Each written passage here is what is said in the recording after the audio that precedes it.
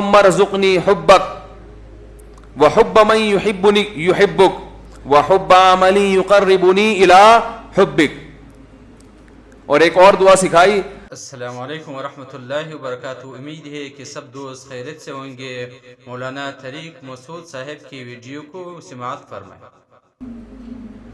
من ينفعنی حبہ عندک اللہم فکما رزقتنی مما احب فاجعلہ قوۃ لی فیما تحب وما زویت عنی مما احب فاجعلہ فراغا لی فیما تحب. ہم لوگ دعائیں بھی عجیب عجیب چیزوں کی مانگ رہے ہوتے ہیں.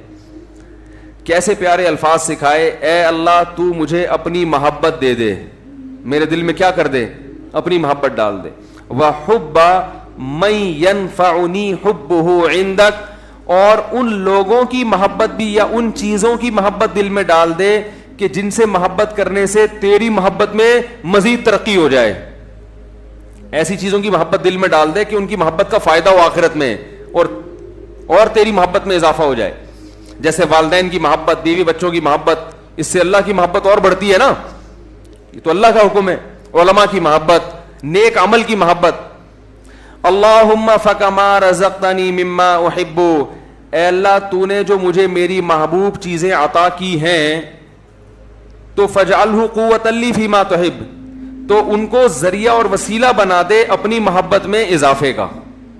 یعنی وہ مجھ سے چھیننا نہیں وہ چیزیں, بلکہ ان کا استعمال اس طرح سے ہونا شروع ہو جائے کہ وہ دین میں اور ترقی کا ذریعہ بننا. جیسے کسی کو اللہ نے مال دیا تو مال سے ہر ایک کو محبت ہوتی ہے, تو یہ مال اور آخرت میں ترقی کا ذریعہ بن جائے.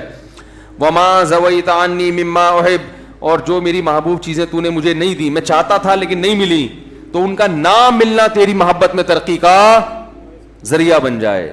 کیسے عجیب الفاظ ہیں دیکھو. اور یہ کس نے بتائے؟ ایک امی نے جو نہ لکھنا جانتے اور نہ پڑھنا جانتے ہیں. یہی ہوتا ہے نا, کچھ چیزیں آپ کو مل جائیں گی آپ کی پسند کی, کچھ نہیں ملیں گی. تو اللہ جو پسند کی چیزیں مل گئی ہیں ان سے بھی آخرت